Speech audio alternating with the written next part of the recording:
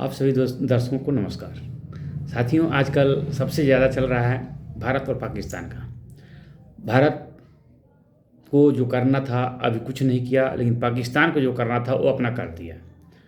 और पाकिस्तान जितने बार भारत के साथ अंतर्घात किया है उतने बार उसे उसका जुर्माना भरना पड़ा है, चाहे 1963 हो, 1971 हो या 1992 का युद्ध हो। लेकिन अब की बार यहाँ तक पता चल रहा है कि कुछ बड़ा होगा और वो डेट आ चुका है। वो डेट ऐसे पड़ा हुआ है कि अभी तो मोदी ने कुछ किया नहीं, भारत ने कुछ किया नहीं, लेकिन पाकिस्तान के जो बड़े बड़े अधिकारी आला कमान हैं उन लोगों ने अपने परिवार को लंदन भेजना चालू कर दिया है कि यहाँ की जनता भाड़ में जाए, हमारी जो परिवार है वो बची रहे।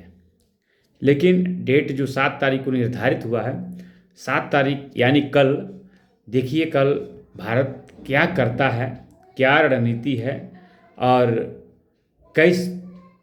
कैसे उसका बदला भारत लेता है। लेकिन एक बात और है, अगर अब की बार भारत 27 निर्मम हत्या जो हुई है उसका बदला नहीं लिया तो भारत के प्राइम मिनिस्टर और यहाँ के गृह मंत्री और यहाँ के जो सेनाध्यक्ष, जितने लोग देश की सेवा में अग्रणी अपना योगदान देते हैं, जनता को इनमें से विश्वास उठ जाएगा। मैं आप लोग बता दूं क्यों उठ जाएगा, क्योंकि जिस तरह से रणनीति मोदी जी ने बनाई है इस पे जनता को तो विश्वास है, क्योंकि मोदी जो कहते हैं वो करते हैं। इस समय जैसे जो पुलवामा कांड हुआ था उसमें एयर स्ट्राइक हुआ था, उरी कांड में भी सर्जिकल स्ट्राइक हुआ था, लेकिन अब कौन सा स्ट्राइक होगा पाकिस्तान के साथ, अब ये 7 तारीख का या 7 तारीख के बाद होगा।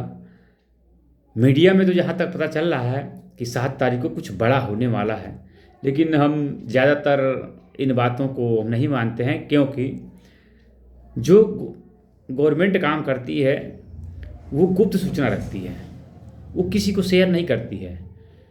लेकिन 7 तारीख भी कल ही है।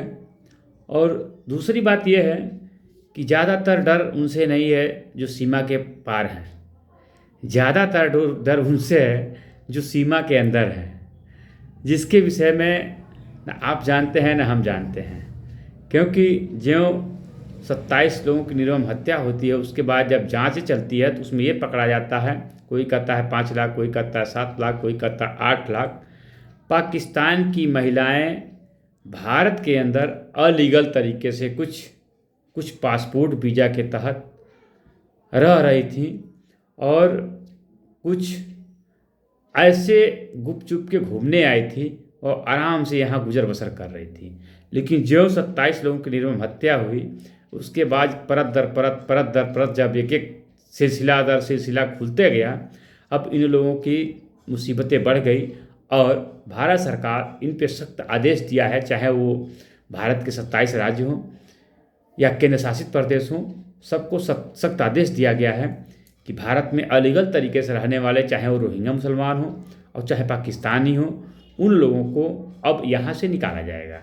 अब दिल्ली के अंदर, उत्तर प्रदेश के अंदर या महाराष्ट्र के अंदर या गुजरात के अंदर कई ऐसे प्रदेश हैं, उत्तराखंड, इन सब जगहों से वेरिफिकेशन चल रहा है। अब वेरिफिकेशन करके सरकार इन लोगों पे लगाम लगा रही है और जो ये लोग सरकारी ज़मीनों पे अलीगल तरीके से झुग्गियाँ बना करके गुजर बसर कर रहे थे, चोरी डकैती लूटपाट इन लोगों का पेशा ही था, अब इन लोगों की झुग्गियाँ तोड़ करके सरकार इन लोगों को अब वहाँ से निकाल करके और भेजना चालू कर दिया है।